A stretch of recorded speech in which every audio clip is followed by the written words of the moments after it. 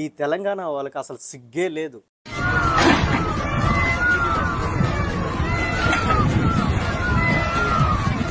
మన జాతీయ పక్షి నెమలి.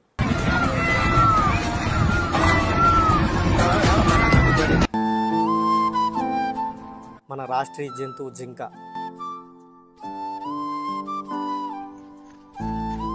అట్లాంటి జాతీయ పక్షులు కానీ రాష్ట్రీయ జంతువులు కానీ ఈరోజు ఈ విధంగా పరుగులు పెడుతున్నాయి. దేనికోసం? ప్రాణాలు కాపాడుకోవడం కోసం.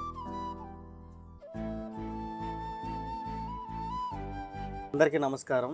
ఈ తెలంగాణ వాళ్ళకి అసలు సిగ్గే లేదు. ఎందుకంటే గత కొన్ని సంవత్సరాలుగా పోరాటం చేసి చేసి చేసి తెలంగాణ అయితే సాధించుకున్నారు. ఓకే, ఆ తెలంగాణ సాధించిన తర్వాత వీళ్ళు ప్రకృతి పట్ల కానీ సమాజం పట్ల కానీ కొంచెం కూడా బాధ్యత లేకుండా అసలు ప్రవర్తిస్తున్నారు. ఇప్పుడు హైదరాబాద్లో HCL హైదరాబాద్ సెంట్రల్ యూనివర్సిటీ అనే దగ్గర ఒక అడవి ఉన్నది. ఆ అడవిని దోచుకుంటున్నారు. ఏ విధంగా దోచుకుంటున్నారు తెలుసా? ఇప్పుడు నేను చెప్పబోయే వీడియో కన్నా చివరిదాకా చూడకపోతే మీకు కూడా ఈ గల్ఫ్ దేశాల బతికే అవుతుంది. మన తెలుగు వాళ్ళందరికీ కూడా ఒక యూట్యూబర్లు, ప్రతి ఒక్క యూట్యూబర్ దీని మీద వీడియో తీయాలి, మాట్లాడాలి. ఎందుకనంటే ప్రశాంతంగా స్వచ్ఛమైన గాలి పీల్చుకునే దానికి ఉండదు. ఈ HCL హైదరాబాద్ సెంట్రల్ యూనివర్సిటీ ఇక్కడ అడవి ఉంది కదా, ఈ అడవి 400 ఎకరాలు ఉన్నది.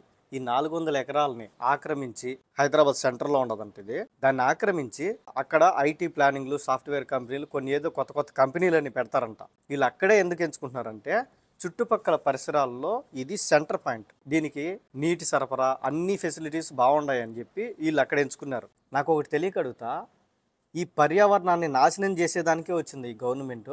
అసలే బీభత్సంగా ఎండలు ఎక్కువైపోతున్నాయి. ఆ ఎండలు తగ్గించేదానికి AC పెట్టుకుంటే గానీ బయట కదలలేవు. అసలే హైదరాబాద్ ఎట్టుంటుంది, బీభత్సమైన ఎండలు, పొగ, కాలుష్యము, శబ్ద కాలుష్యాలు, వీటన్నిటి మధ్యలో ఒక మంచి వన్యప్రాణులు జీవించే అడవి ఉన్నది. అసలు మీ అదృష్టం తెలుసా? 400 ఎకరాల్లో ఒక అడవి ఉండదంటే మంచిది. అట్లాంటిది అసలు తయారు చేయగలుగుతారు మీరు? అట్లాంటి దాన్ని నాశనం చేస్తా ఉంటే కొంతమంది యువత బయటకు వచ్చి దాని మీద ప్రశ్నించినారు. మిగతా వాళ్ళంతా చచ్చిపోయినారా? మీరంతా తెలంగాణలో పోయి పోరాటం చేయొచ్చు కదా. మాకు అడవిని నాశనం చేసే పెట్టుబడులు, ఆ డెవలప్మెంట్ మాకు అవసరం లేదు, ప్రకృతిని కాపాడే విధంగా ఏదైనా కానీ మాకు రావాలని చెప్పి మీరంతా పోరాడలేరా? ఆంధ్ర తెలంగాణ విడిపోవాలని చెప్పి అయితే పోరాటాలు చేసినారే, కిరసనాలు పోసుకునే. ఈ బాధ్యత అంతా తీసుకోరా మీరు? ప్రకృతిని కాపాడుకోరా? ఆ పక్షులు నెమళ్ళు అరుచున్నాయి, ఓటి ఏడుపులు మీకు వినపడట్లేదా? పక్షులు అరిసే ఏడుపులు మీకు వినపడట్లేదా? ఆ జంతువులు జింకలు చచ్చిపోతున్నాయి. ఆయన అంటున్నాడు రేవంత్ రెడ్డి, జింకలు లేవు, నెమలు లేవు, ఏమి లేవు, ఆ అడవిలో ఏ జంతువులు లేవు. ఈ రోజు అక్కడ ఏదో రిజర్వ్ ఫారెస్ట్ ఉన్నట్టు, రిజర్వ్ ఫారెస్ట్ లో అత్యంత ఏమంటారు జీవరాశులు ఉన్నట్టు, జింకలు, పులులు, సింహాలన్నీ ఆనే ఉన్నాయన్నట్టు, జింకలు, పులులు, సింహాలన్నీ ఆనే ఉన్నాయన్నట్టు, జింకలు, పులులు, సింహాలు లేవు అధ్యక్ష. ఆ చుట్టుముట్టుతో కొన్ని గుంట నక్కలు చేరి ఇట్లా వ్యవహరిస్తున్నాయి అధ్యక్ష. గుంట నక్కలు మాత్రం ఉన్నాయి అంటున్నాడు. గుంట నక్కలు ఉన్నాయా? ఇక్కడ చూడయా ఒకసారి, ఇప్పుడు చూపించా చూడండి. అవి కూడా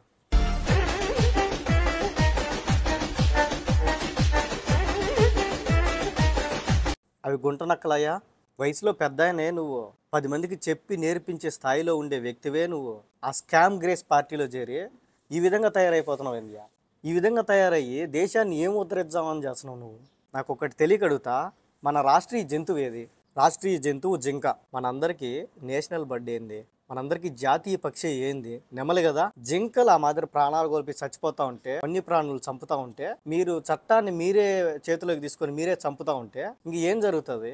అవి ఎక్కడికి పోతాయి? వాటికి ప్లేస్ ఉందా? మనుషులు ఏమన్నా బతకడానికి? ఈ ఊరు కాకపోతే ఆ ఊరు బతుక్కుందాం అని చెప్పి పోవడానికి అవి ఎక్కడికి పోయి బతుక్కుంటాయి?